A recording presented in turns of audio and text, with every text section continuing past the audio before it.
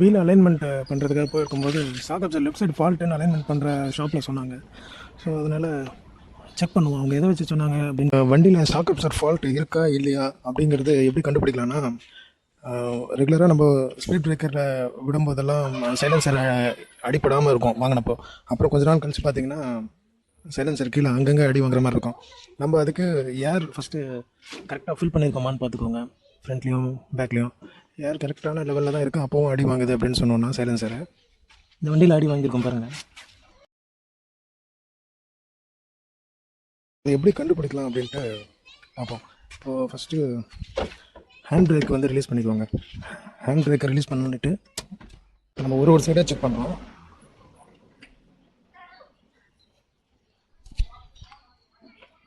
இப்படி ஷேக் பண்ணிவிட்டு விடும்போது டக்குன்னு ரிலீஸ் ஆகி நிற்கணும். ஸோ இது நிற்காமல் இன்னொரு தடவை எக்ஸ்ட்ரா ஒரு தடவை பம்ப் ஆச்சுன்னா சாக்கப் சார் ஃபால்ட் இருக்குது அப்படின்னு அர்த்தம். இந்த சாக்கப் சாரில் பார்த்திங்கன்னா ஒரு ஸ்ப்ரிங் ஒன்று இருக்கும் மேலே, நடுவில் இருக்கிறது மட்டும்தான் சாக்கப் சார்.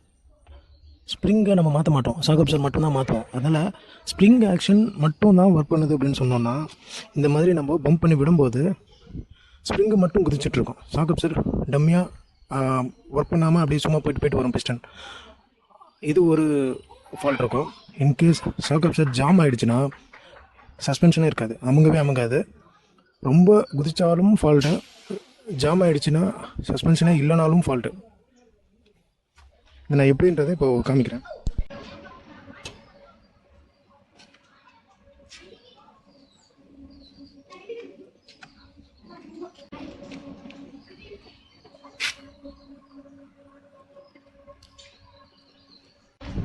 இப்போ ஆக்சுவலாக பெருசாக கண்டுபிடிக்க முடியல. ரொம்ப ப்ராப்ளம் இருந்ததுன்னா ஈஸியாக கண்டுபிடிச்சிடலாம். இப்போ இன்னொரு விஷயம் என்னென்னா, இந்த வண்டியில் லெஃப்ட் சைடில் கொஞ்சம் ஹைட்டு கம்மியாக இருக்க மாதிரி தெரியுது, ரைட் சைடில் ஹைட்டாக இருக்க மாதிரி இருக்குது. இப்போ இந்த வியூவில் உட்காந்து ஓட்டும்போது தெரியும். அந்த டேஷ்போர்ட் பார்த்தீங்கன்னா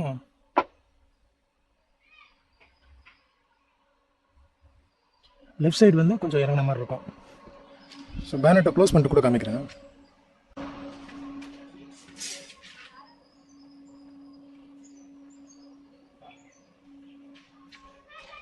இது ஆக்சுவலாக வீல் வந்து கொஞ்சம் பள்ளத்தில் இருக்க மாதிரியும் தெரியுது. இருந்தாலும் இது நார்மலாக ரோட்டில் ட்ரைவ் பண்ணும்போதும் அந்த ஃபீல் பண்ண முடியுது, லெஃப்ட் சைடு வந்து டவுனாக இருக்கிறது. ஸோ அதனால் நம்ம பிரித்து இப்போ செக் பண்ண போகிறோம்.